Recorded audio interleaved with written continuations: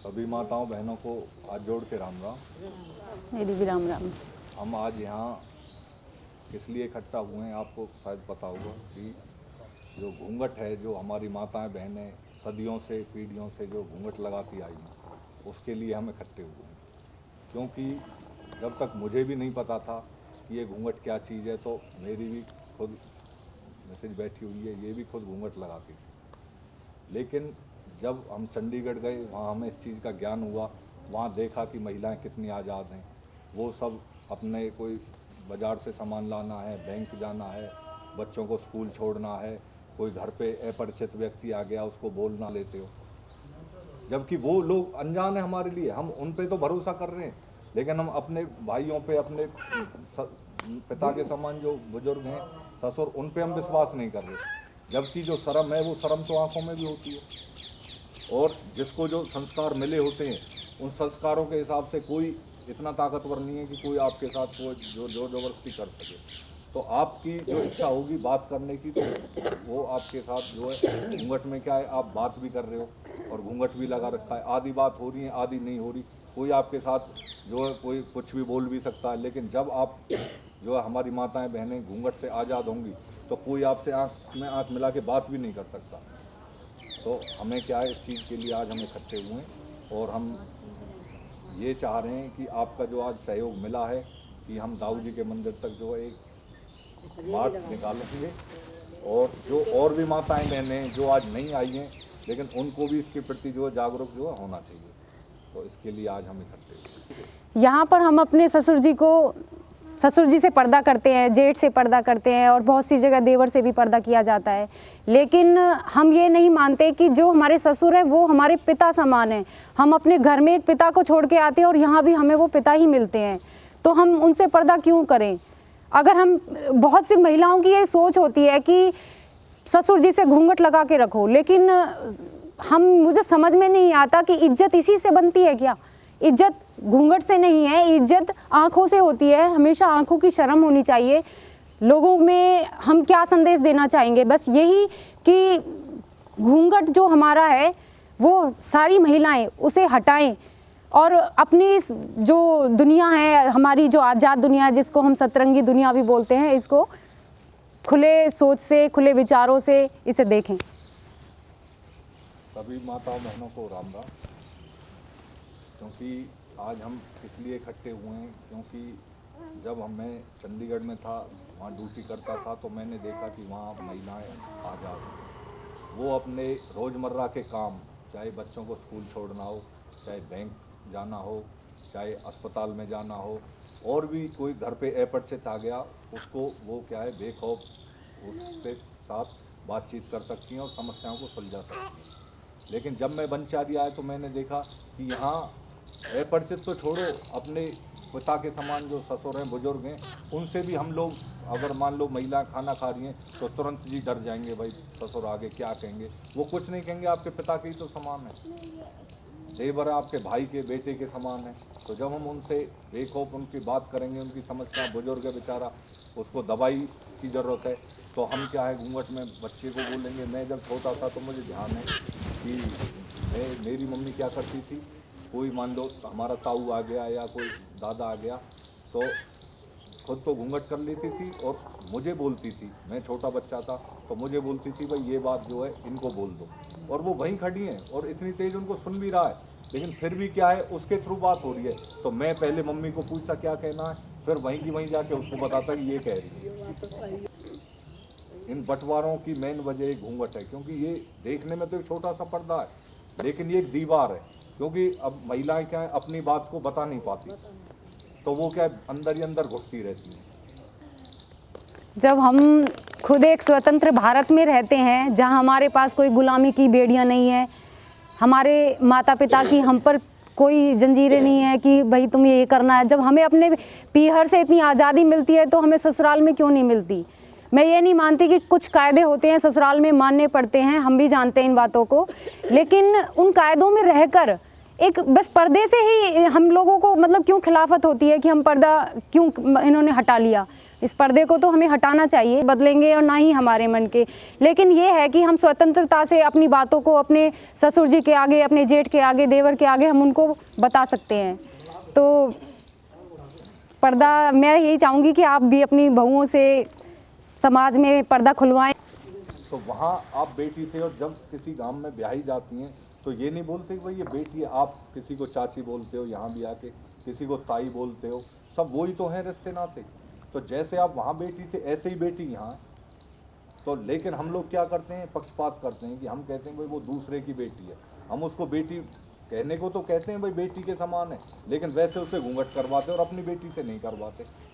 तो ये जो है, जो अज्ञानता है या जो भी हम ऐसे पक्षपात करें वो नहीं होना चाहिए। की बात और इतने जो थे आगे थे सामने तो एक आदमी यार और मैं वापस गिरदार जो करोगे उसमें पत्थर से पे करने की भी लंबी लंबी आई, इतनी जो थे ठोपर लगे मैं दोनों तो दोनों लग गई और झांसी करने लगी। आज भी निशान है, ये घूंघट की निशानी है। घूंघट की वजह से। हाँ घूंघट की वजह। आदमी तो नहीं लपीट फेल ले कच कर ले और सामने तो हमें मानना पड़ा, वो घूंघट की वजह से गिरी नहीं, मैं काय गिरती। फिर भी पर्दा किया, पढ़ता ज़्यादा थी।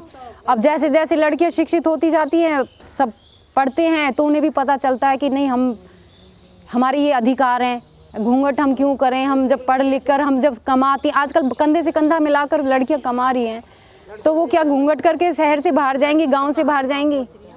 तो लड़कियां तो पता नहीं कहाँ चांद छू लिया। हाँ, तो वो चीज़ अब गांव में क्या चीज़ है फिर, वो ये बताओ। वही गांव का इंसान तुम्हें शहर में मिल जाए, अचानक से तुम्हारा पर्दा खुला रहे, तब क्या करोगे? तुम्हें जब नहीं देखा, उन लोगों ने देखा है। और मैं ये भी अब भी मानती हूँ कि हर ससुर अपनी बहू को दूर से भी पहचान लेता है कि ये मेरी बहू है। तो क्या उन्होंने अपनी बहू को कभी देखा नहीं होगा, या अपनी बेटी को, या किसी को भी? मतलब ये चीज़ तो हमारी सोच पर डिपेंड करती है, हम ही ऐसा सोचते हैं। बहुत सी सास भी सोचती हैं, बहुत सी बहू भी ऐसी सोचती है। मैं ये नहीं मानती सास ही सब है, बहू भी होती हैं बहुत सी। तो जिसका आचरण सही है वो बहू भी सही है, उसे पर्दे की ज़रूरत ही नहीं है। भाई इज्जत तो करने के लिए और तेरी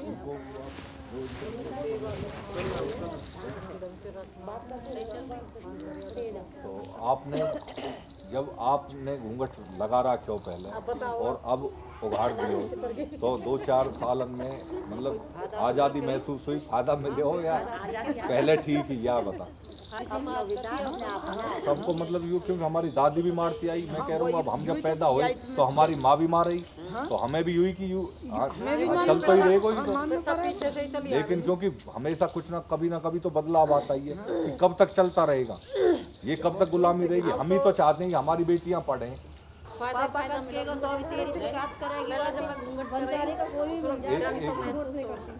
एक करके गाड़ी में या बस में, होटल में, कहीं मैं पता नहीं करती किसी से भी। गांव में भी कोई बड़ा बूढ़ा ज्यादा मिलता है तो बस एक बात है, शर्म तो आंखन की हो, या मैं कहा बात है, मैं किसी से पता नहीं करती। इज्जत से बोलो, इज्जत मिलती है। और मैं भी बता रहा हूँ, भले ही आप बुजुर्गों से भी पूछ सको, अगर कोई भी बहन, बेटी या बहू अगर बुजुर्गन को सम्मान कर रही है तो जरूर ना घूंघट मुंह बात बोलती है लेडीज, वो क्या शर्म है? और अब आप घूंघट मार के और वैसे गाली दे रही हो बुजुर्गन ने, बुढ़े ने बाबा वो ने पूते चूल्हे में फूक को न्योकर तो माँ वे बहू बढ़िया है, या जो टाइम पे दवाई की पूछ रही है, बीमारी की पूछ रही है, चाहे वो माँ हो चाहे बाप हो। जल्दबाजी में बहुत हादसे भी हुए हैं, किसी का कोई पैर फिसल के गिर गया है, किसी का कुछ हो गया है, किसी की गर्दन कटी है। हाँ जी बिल्कुल। फिर भी सोच ना बदलो, तो मुझे आप ये बताओ कि फिर भी आप सोच ना बदलो। और वो बहू को बोलना भी जरूरी है, ससुर घर में नहीं है, अकेली बहू घर में है, कोई आ गया। एग्जाम्पल मेरे सामने भी हैं, बिल्कुल फ़ोन अटेंड नहीं करती, मुंह से नहीं बोलती। भाई ये क्या मतलब? क्योंकि बोलना तो जब भी पड़ेगा। और ससुर आ जाएं, बेटा ये वो बेटा कह के बोलेंगे आपसे, और आप जवाब नहीं दोगी तो फिर क्या इज्जत रह गई?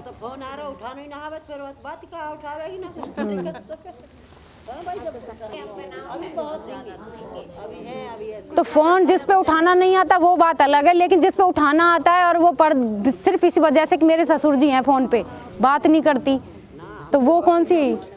हाँ, तो आपने अपने विचार, क्योंकि अब 2-4 साल से यह चीज़ का एक्सपीरियंस ले रही है, तो यूँ बतावेगी कि पहले में और अब में क्या फर्क आया। मैं तो कहने लगूँ अब तू घूंघट लगा ले तो लगा लेगी, हैं? क्यों? इनको जो है तो अंधकार हो जो वो अब दूर है चुके हो, यानी दोनों तरह को जीवन देख रहा है कि कम से कम तुम सीधे सीधे चलते, एक पर्दा उखाड़ के सीधा तो रास्ता दिखता तुम्हें, तो तुम्हारी इज्जत तो उसी से है। तो क्या तुम चाहो कि हमारी आने वाली पीढ़ी भी ऐसे ही पिछड़ी रहे? और तुमने, हमारी दादी ने, परदादी ने कई पीढ़ी से घूंघट मारे हो, उससे क्या मिलो? तो अब कम से कम इस चीज़ पर तुम सोचिए कि हमारा आने वाला जो भविष्य है वो तो कम से कम मजबूत बने। हमारी बेटी है, अगर मान लो यहाँ भी घूंघट ना मारे, बेटी ना मारे, और वो ससुराल में ना मारेगी तो कितनी आज़ादी रहेगी, हमें खुशी ना मिलेगी। और वहाँ वो दब के रहेगी तो हमें दुख ना पहुँचे। जब माँ बाप एक बार बेटी दुख में रहेगी, कोई लड़ाई हुई है, माँ बाप बुलायो, बुढ़ो बैठो तो बेचारे भीतर बैठ जाएगी। और ये सब लड़ाई भी जब भी कम रह जाए, क्यों? मान लो बहू के दिल में कोई बात आई तो अगर वो वहीं की वहीं कह देगी, अपनी जाते सास कहें माँ के ही समान है यार, वो वहाँ करने लगे रीति रिवाज अपनी तो अलग बात है, बाकी पर्दा और कहीं नहीं है। घूंघट प्रथा बंद करो, बंद करो, बंद करो, घूंघट प्रथा बंद करो, बंद करो, बंद करो, घूंघट हटाओ, घूंघट हटाओ, घूंघट हटाओ, घूंघट प्रथा बंद करो, बंद करो, बंद करो, घूंघट हटाओ, घूंघट प्रथा बंद करो, घूंघट प्रथा बंद करो, घूंघट हटाओ, घूंघट हटाओ, घूंघट प्रथा बंद करो, प्रथा बंद करो, घूंघट प्रथा बंद करो, घूंघट हटाओ, घूंघट हटाओ, घूंघट प्रथा बंद करो, घूंघट प्रथा बंद करो, घूंघट हटाओ, घूंघट हटाओ, घूंघट प्रथा बंद करो, बंद करो, घूंघट प्रथा बंद करो, घूंघट हटाओ, घूंघट हटाओ, घूंघट प्रथा बंद करो, बंद करो, बंद करो, घूंघट प्रथा बंद करो, बंद करो, बंद करो, घूंघट हटाओ, घूंघट हटाओ, घूंघट प्रथा बंद करो, बंद करो, बंद करो, घूंघट प्रथा बंद करो, बंद करो, बंद करो, घूंघट हटाओ, घूंघट हटाओ, घूंघट प्रथा बंद करो, घूंघट प्रथा बंद करो, घूंघट हटाओ, घूंघट हटाओ, घूंघट प्रथा बंद करो, घूंघट प्रथा बंद करो, घूंघट हटाओ, घूंघट हटाओ, घूंघट प्रथा बंद करो, घूंघट प्रथा बंद करो, घूंघट हटाओ, घूंघट हटाओ, घूंघट प्रथा बंद करो, घूंघट प्रथा बंद करो, घूंघट हटाओ, घूंघट हटाओ, घूंघट प्रथा बंद करो, घूंघट प्रथा बंद करो, घूंघट हटाओ, घूंघट हटाओ, घूंघट प्रथा बंद करो, घूंघट प्रथा बंद करो, घूंघट हटाओ, घूंघट हटाओ, मैं मेरा बाल में बैठा गोलिए गोरी रे, बहुत देर से कह रहा घूंघट खोलिए गोरी रे, बतले मैं मेरा बाल में बैठा गोलिए गोरी रे, बहुत देर से कह रहा घूंघट खोलिए गोरी रे, भले घरों की बेटी यहाँ पर बोलिया ना करते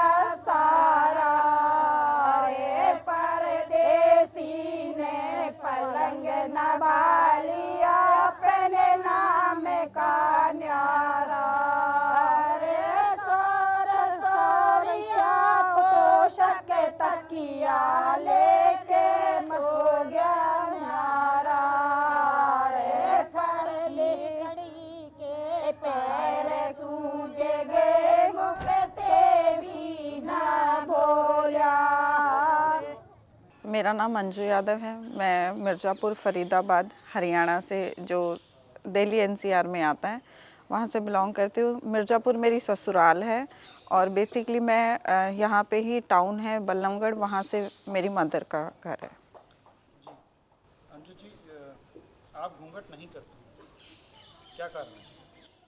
हाँ जी, मैं घूंघट नहीं करती हूँ। पहले मैं घूंघट करती थी बट नहीं करती हूँ क्योंकि मुझे लगता है कि घूंघट करके कहीं ना कहीं जो फीमेल्स हैं, मतलब महिलाएं हैं, उनकी आवाज़ को दबा दिया जाता है। किस तरह से?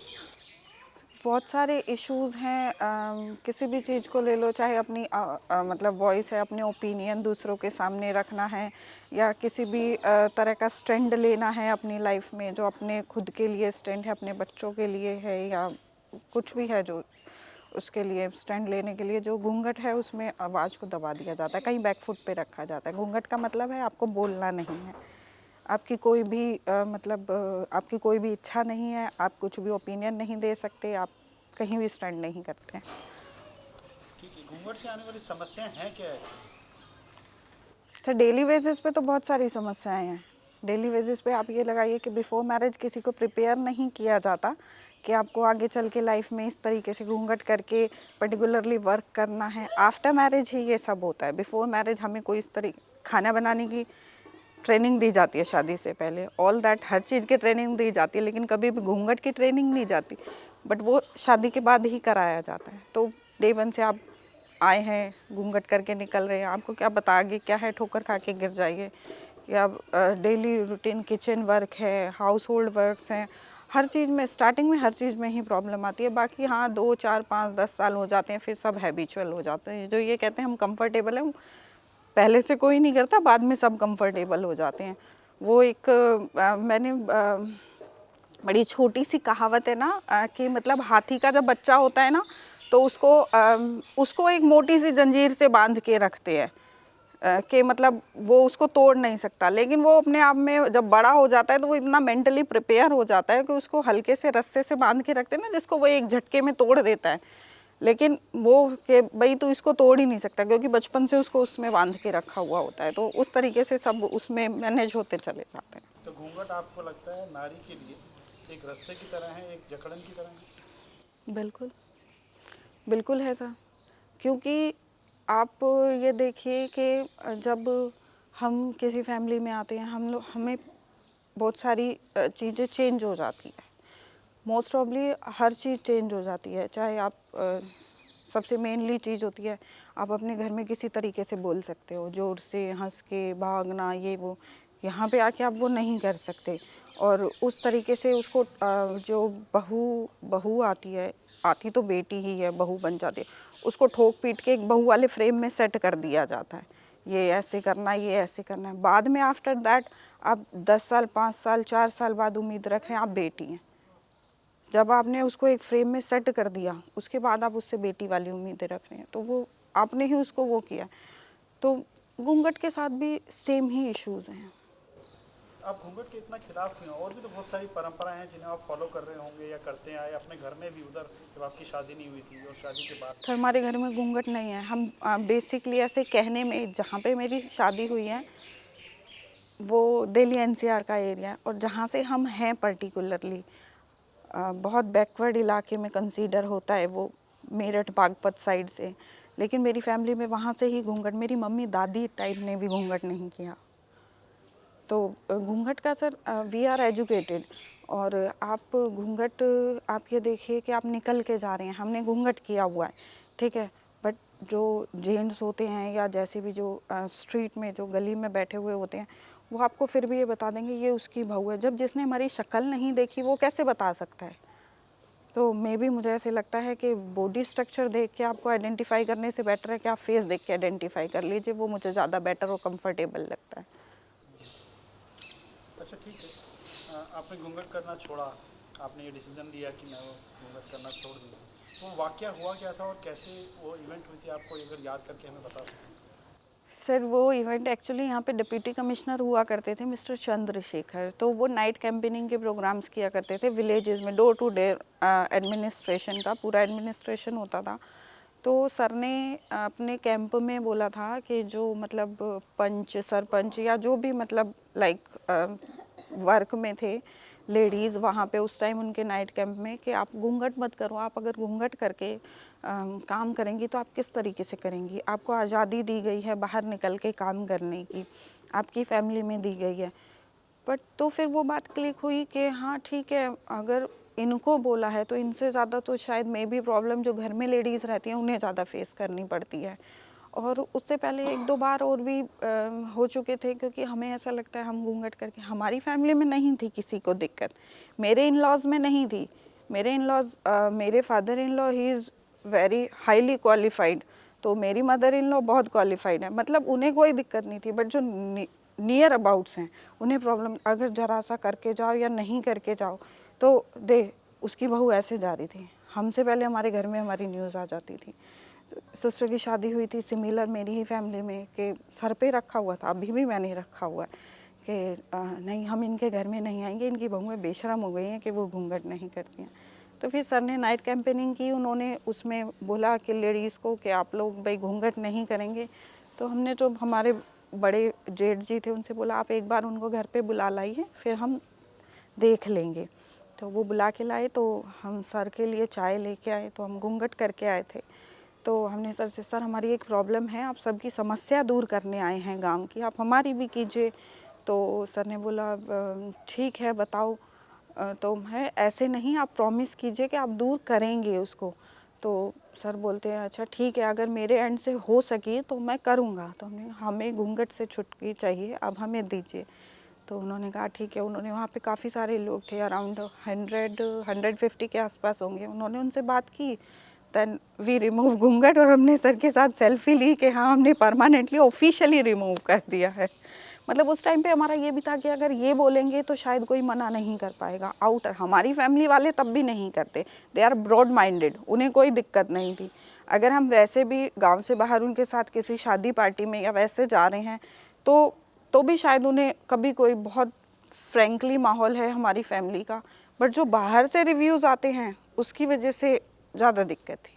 किस तरह के रिव्यूज़ आते हैं और किस तरह की बातें सुनने को मिली जब आपने इतना बड़ा डिसीजन लिया कि आप और 6 और लोग आपकी फैमिली से? नहीं सर, हमसे तो डायरेक्ट बोलने की किसी की हिम्मत है ही नहीं, इतने हमारे इन लॉज अलाउड नहीं करते किसी को कि हमसे कोई डायरेक्ट। लेकिन हाँ उनसे ज़रूर बोलते हैं कि आपने बहुत अच्छा काम कराया, ये कराया, बाहर जाके रहने लग जाओ, मत करते घूंघट।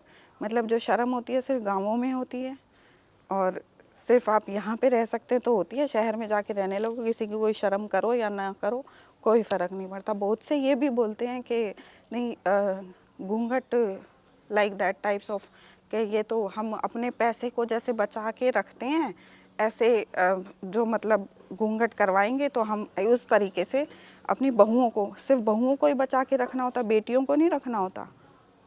बहुएं धन होती हैं, बेटियां नहीं होती। अगर टर्म्स एंड कंडीशंस फॉलो कराने हैं तो फिर बोथ ऑफ सबसे कराइए ना, सिर्फ बहू से ही क्यों कराए जाते हैं? बेटियों से तो नहीं कराता कोई भी, बेटियों से तो कोई उम्मीद भी नहीं रखता कि ये सब करेंगी, और बेटियों से कोई ये भी उम्मीद नहीं रखता कि हमारी बेटियां आगे जाके भी करें। सिर्फ बहुओं के साथ ही ये प्रॉब्लम होती है हर जगह। हम बात कर रहे थे कि अब जो समाज से जिस तरह की बातें सुनने को मिलती हैं, आपने मुझे बताया फैमिली से आपको पूरा सपोर्ट। हाँ जी सर, फैमिली का पूरा सपोर्ट है। समाज से किस तरह की बातें और सुनने को मिली जब इतना बड़ा डिसीजन लिया, या मिलती हैं और लोगों को?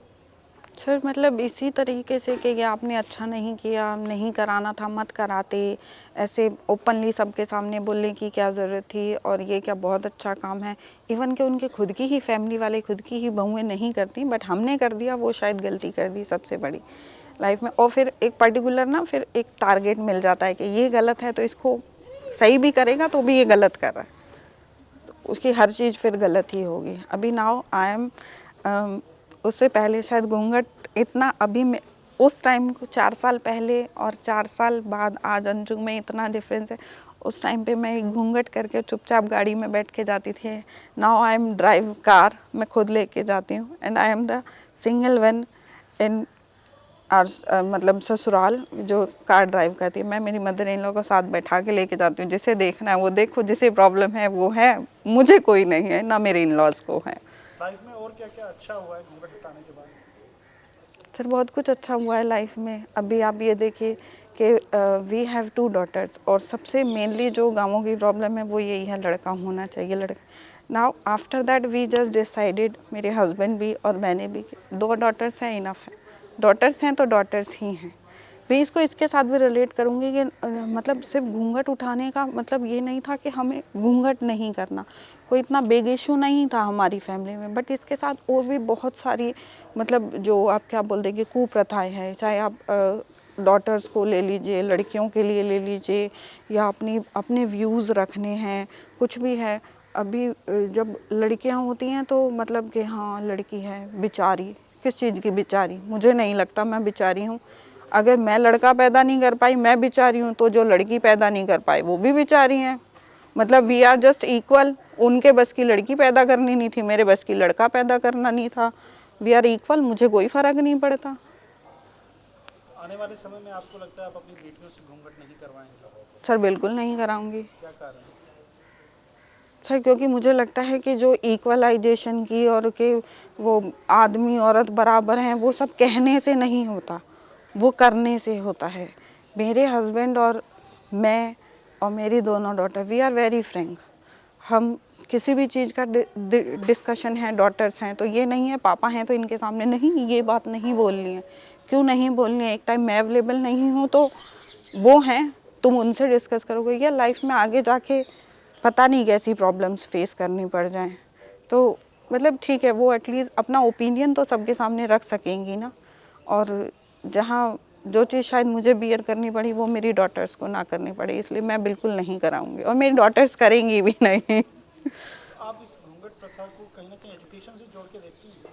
सर बिल्कुल किस तरह से? जैसे एजुकेशन जहाँ कम है, हम काफ़ी गाँव में जा रहे हैं, जी। वहाँ ये कहा जा रहा है कि जो पढ़ लिख गए वो तो नहीं कर रहे, लेकिन जो पढ़ लिख नहीं उन्हें तो करना पड़ेगा। ये क्या डबल स्टैंडर्ड्स नहीं है? सर ये डबल स्टैंडर्ड हो सकता है बिकॉज ऑफ, मैंने आपको बताया ना कि उस तरीके से वो अपनी वॉइस को रेज ही नहीं कर पाते।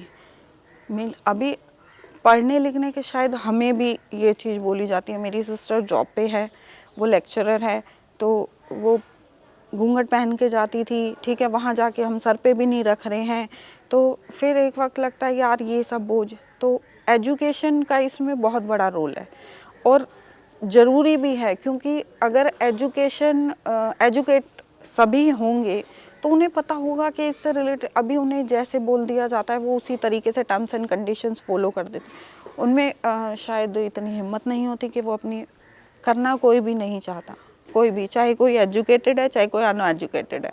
स्टार्टिंग में कोई नहीं करना चाहता, बाद में सब हैबिचुअल हो जाते हैं, सिर्फ कंफर्ट हो जाते हैं उसके साथ और कुछ भी नहीं है। अगर कंफर्ट नहीं है तो वही जो एक स्टेप ऊपर जा चुके हैं एज में, वो इन लॉज का घर छोड़ के जब अपने फैमिली में वैसे जाते हैं तो वो वहाँ पे नहीं करते हैं, वहाँ पे तो वो भी नहीं करते हैं ना। तो मे भी मुझे लगता है कि करना कोई नहीं चाहता है, वो खाली एक ससुराल का प्रेशर होता है जो वो करते हैं। तो मुझे वो पहला दिन याद करके बताइए जब आपकी शादी होकर आप आई थी। और क्योंकि जब बेटी घर पे होती है, हमने देखा है कल्चर में, उसे घूंघट नहीं करना होता, खुले विचारों से रहती है, कुछ भी पहनती है। ससुराल आती है, वो जो वेरिएशन आता है 24 घंटे में, एक रात आपको पता होता है कि अगले दिन जो है सुबह आप जब उठेंगे वो बड़ा अजीब सा दिन होगा। कैसा लगता है वो घुटन, आप मुझसे शेयर कर सकते हैं? नहीं सर, मेरा फैमिली एटमॉस्फेयर इन लॉज का कभी ऐसा रहा नहीं।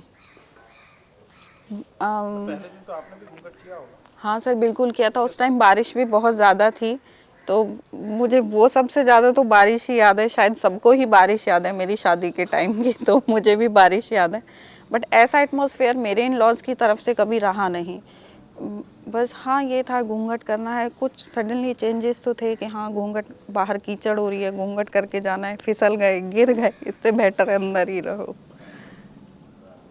उसमें आपने मुझे बताया कि आपने घूंघट हटाया 2016 में। जी ऑब्वियसली आप घूंघट करती थी जब शादी हो गया।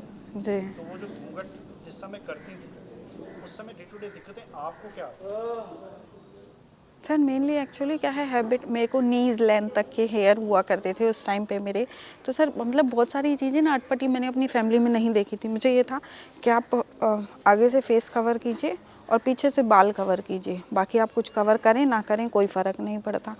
अभी इतनी लंबी चुन्नी भी नहीं होती कि पीछे से बाल कवर हो जाएंगे, क्योंकि मेरे नीज़ लेंथ तक के हेयर थे। मैंने कहा यार ये क्या है, मुंह कवर हो गया, और मे बी दुपट्टे का मतलब आगे से कवर करना होता है, बैक कवर करना नहीं होता है। बट ऐसे टर्म थे कि पीछे से कवर करो, आगे से मत करो। तो ये एक बहुत ज़्यादा अजीब सा था मेरे लिए। तो बाल भी अगर थोड़े से दिख जाते थे उसमें भी दिक्कत थी बड़े बुजुर्गों डोंट नो थी सर। को? हम आपके बड़े बुजुर्गों से भी बात कर रहे हैं, वो कह रहे हैं इज्जत देने का जो तरीका है, जी इज्जत बनाए रखने का, वो घूंघट है। आपका इस पे क्या विचार है? Sir don't know. इज्जत सर, अगर मैं घूंघट करके लड़ाई करूं और बाद में नॉर्मल हो जाऊं, फिर किस चीज़ की इज्जत है? और अगर घूंघट ही इज्जत है तो फिर मैंने पहले भी कहा कि फिर वो बेटियों से भी कराओ। क्या बेटियों से एक्सपेक्टेशंस नहीं है कि वो इज्जत करें? और अगर वो बिना घूंघट के कर सकते हैं तो हम भी बिना घूंघट के कर सकते हैं इज्जत। बहू भी कर सकते हैं, हम भी अपने अपने पेरेंट्स की बिना घूंघट के करते हैं, तो हम आप लोगों की भी बिना घूंघट के इज्जत करेंगे। या आपकी बेटियां ही सिर्फ बिना घूंघट के कर सकती है, बहू सिर्फ घूंघट से ही इज्जत करेगी। मोस्ट ऑफली ऐसे मतलब 99% ऐसे घूंघट करके और गालियां देती रहती हैं, लड़ाई करते रहते हैं। वो इज्जत है, वो सही है, वो इज्जत है। आपने मुंह उघाड़ दिया, वो इज्जत नहीं है। आपके हिसाब से पूरे हिंदुस्तान से इस प्रथा को खत्म करना चाहिए, इसको प्रथा, इसके लिए क्या किया जाना चाहिए? सर कोई भी चीज़ है वो धीरे धीरे ख़त्म होती है। अभी इसको अगर ये बोलें कि ये नहीं ख़त्म हो सकती, तो आप अगर सम टाइम पहले आप जाइए तो सती प्रथा भी होती थी, वो भी ख़त्म हुई ना। आज तो नहीं मर जाता कोई भी, आज तो कोई भी नहीं जल जाता जाके। आज वो, मुझे लगता है कि आज वो 100% ख़त्म हो चुके।